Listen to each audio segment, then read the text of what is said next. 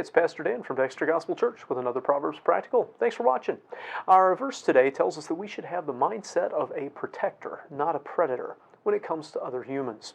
We're in Proverbs 22, verse 22, and it says, "Rob not the poor because he is poor, neither oppress the afflicted in the gate." This is another proverb that couples two verses together into one sentence.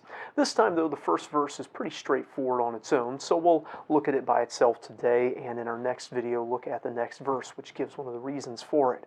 This first statement, "Rob not the poor because he's poor," simply that we shouldn't rob poor people, no matter how easy a target they may seem to be.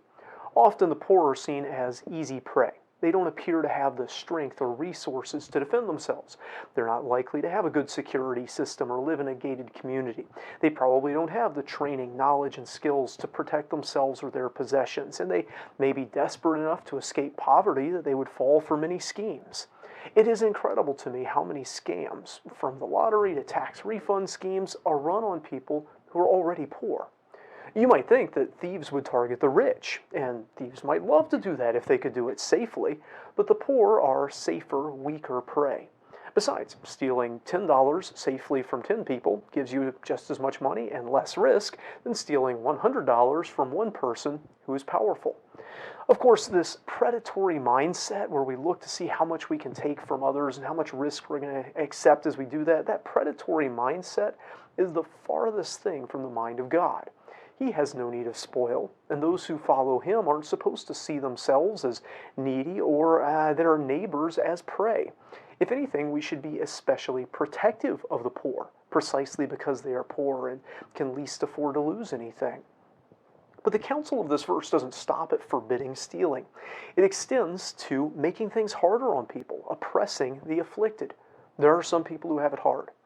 It can be for any number of reasons. They may be refugees, literally afflicted by the regimes they're fleeing from. They may be fatherless or motherless. They may have been taken advantage of by an employer or a neighbor. They may be dealing with some illness or infirmity.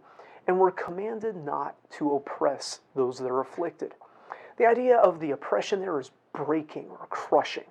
They're already hurting. They're already weak. They're afflicted. We're not supposed to make things harder on them if we can help it. Once again, the predator sees the weak and thinks it'll be easy prey, and in an evolutionary survival of the fittest mindset, thinks that, hey, if they're weak enough to be preyed upon, then, well, that's their problem, that's their own fault. The predator is just looking out for himself, his family, his country, his interests, whatever. But this is not the mind of God. He has compassion on the hurting and the weak, not scorn. He sees those weaker than himself, newsflash, that's all of us, as needing help, not potential victims. We should be careful and compassionate, not taking advantage of the weak nor crushing the hurting. And true wisdom knows another reason for that simple virtue of avoiding targeting the weak and the hurting. We'll look at that in the next video. I hope this video is a help to you. If it is, give it a like and subscribe to our channel for more content like it. We'd also love to hear from you in the comments, and love even more to see you in person here at Dexter Gospel Church. Until next time, I hope you stay well and help instead of harming the hurting.